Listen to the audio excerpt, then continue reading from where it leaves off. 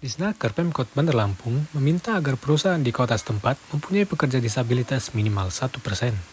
Hal itu dilakukan agar penyandang disabilitas di Bandar Lampung bisa mendapatkan kesempatan untuk bekerja.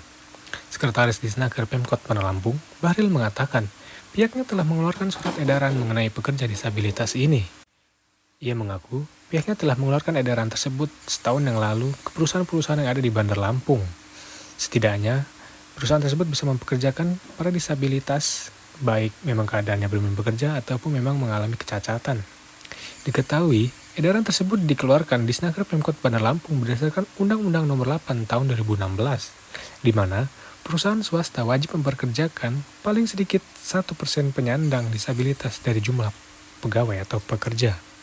Menurut Bahril, semenjak dikeluarkan edaran tersebut, sejumlah perusahaan di Bandar Lampung mulai mengindahkan peraturan tersebut. Kendati begitu, ia mengaku pihaknya tidak bisa bebas memonitoring perusahaan untuk mengecek soal penerapan aturan pekerja disabilitas tersebut. Sebab menurutnya, wewenang untuk melakukan pengawasan ke perusahaan-perusahaan sudah diberikan sepenuhnya ke Pemprov Lampung. Bukan hanya memonitoring saat pekerja disabilitas tersebut, namun juga dalam hal memonitoring pekerja yang kecelakaan. 1% mempekerjakan disabilitas. Oh, iya. Disabilitas yang baik memang dia memang dari keadaan yang memang dia belum bekerja atau memang dia cacat, dia apa karena mengatur perusahaan wajib dipekerjakan 1% gitu. Nah tapi kalau BMD 2%. Tapi sejauh itu edaran tahun ini apa tahun lalu? Tahun lalu sebenarnya. Tapi kita pantau. Oh, sejauh ini ya ada perusahaan yang sudah mengindahkan edaran itu? Sudah Ada ya. Oh, cuman ada beberapa kali ya. Ya apa rata-rata sudah, Pak? Ya sebagian, tapi alhamdulillah.